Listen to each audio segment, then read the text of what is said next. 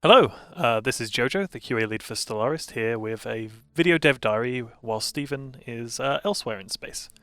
Last week's dev diary introduced the Specialist Empires with a detailed examination of the Prospectorium and showed off a few new holdings. This week we'll meet the three enclaves coming in Overlord, as well as the Bulwark Empire type for Vassals, and finish off with a few more holdings and a summary of the origin revealed earlier this week. As with all previews, numbers, text, and so on are not quite final and are subject to change as we come towards release. The Salvages are a friendly and pacifistic bunch of scrappers and mechanics. Focusing on engineering, these tinkerers love nothing more than scrapping old ships, refurbishing them, and setting them on to new homes. Though eager to help, they've been burned in the past and are thus cautious at first, offering only a few services, scrapping old fleets you no longer require, or offering you bargains on slightly used ships from other empires. As you gain their trust, they'll provide a wider range of options, from providing their insights regarding engineering research to offering to salvage debris fields following battles that you've won. The Salvages do their best to please their valued clients.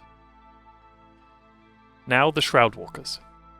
The Shroudwalkers are a monastic enclave that delve into the deepest mysteries of the Shroud, seeking to understand the unknowable. Their true natures and desires are difficult to divine. There won't be much in the way of spoilers in regards to this very story-based enclave, but their prophecies and visions make use of the situation systems described in the previous dev diary. They're willing to instruct others on how best to use the Shroud and how to reach it.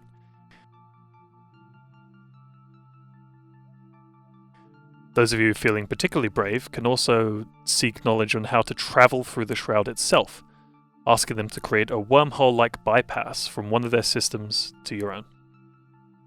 And finally, one of the origins, coming in Overlord, the Teacher of the Shroud, has a close link to this enclave, but that's another story for another time. Unlike other enclaves, mercenary enclaves are not found randomly in the depths of space. Instead, they can be founded by regular empires that are not fanatic purifiers. There's a long list of requirements to release a fleet this way. It must be at least a certain size, have an admiral, and be in a system of your control. By default, mercenary enclave capacity starts at 0, in addition to their normal effects. The warrior culture, barbaric despoilers, and PMC civics each add 1 potential mercenary enclave, while the naval contractor civic adds 2. The Lords of War Ascension perk also allows 1 additional mercenary enclave, increases diplomatic weight from fleet power, and increases the rate at which you receive dividends from your mercenary enclaves. The newly created mercenary enclave has a few options for those interested in procuring security services. The empire that controls the primary starbase of the mercenary enclave system is considered their patron, and has additional interactions with them. If business is going especially well, the patron will even receive dividends from the enclave. Anyone that has communications with the Mercenary Enclave can rent their fleet for 10 years if they can afford the cost.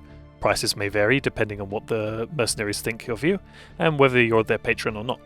As time goes on, the mercenaries will research technologies, reinforce, and build up their fleet, but their patron can reach out and provide a helping appendage if needed.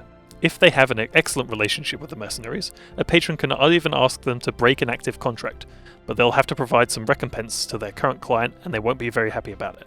Reputations are everything in this business. Naturally, the mercenary enclaves have lobbied the galactic community to regulate their trade.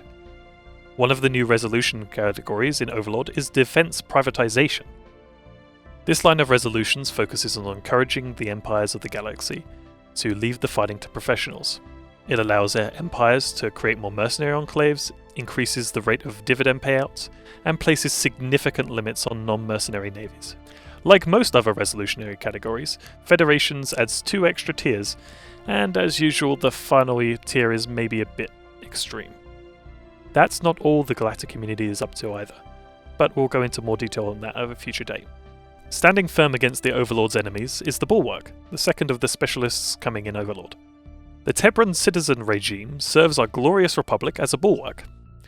With strong benefits when it comes to defense, the Bulwark is a natural shield against the Overlord's enemies, but relies on the Overlord for subsidies for basic resource acquisition. We've also made some adjustments to defense platforms. While everyone will benefit from their faster build speed and increased range, fire rate and tracking, Bulwarks received additional bonuses when using them. Having a Bulwark advisor also improves starbase costs and upgrade times. Bulwark Watch perk is another hyper-relay network effect, so we'll hold off from revealing that just now. Fighting in the Bulwark system is extremely advantageous, and like the Prospectorium, they too gain access to some technologies, this time those useful for defense.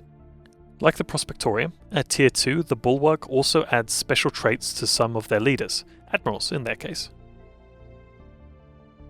And they can also contribute to their Overlord as well. At Tier 3, the Bulwark can create an improved variant of the construction ship, which repairs other friendly ships in the system and are a bit sturdier than regular construction vessels.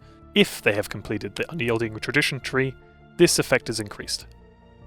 Don't worry if you're missing the Apocalypse DLC, the Unyielding Traditions will also unlock with Overlord. This week's holdings include the Emporium, which forces the subject to buy consumer goods from the Overlord, providing amenities in exchange for energy credits.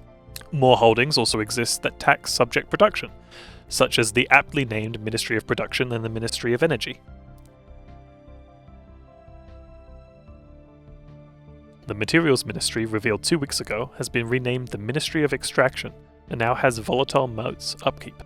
Constructive Overlords can help build up a world using the Orbital Assembly Complex and a small fleet of construction ships. Reanimators can also bring out the dead to defend a subject's world, while megacorporations with permanent employment can ensure that nobody is just lying around when they could be working.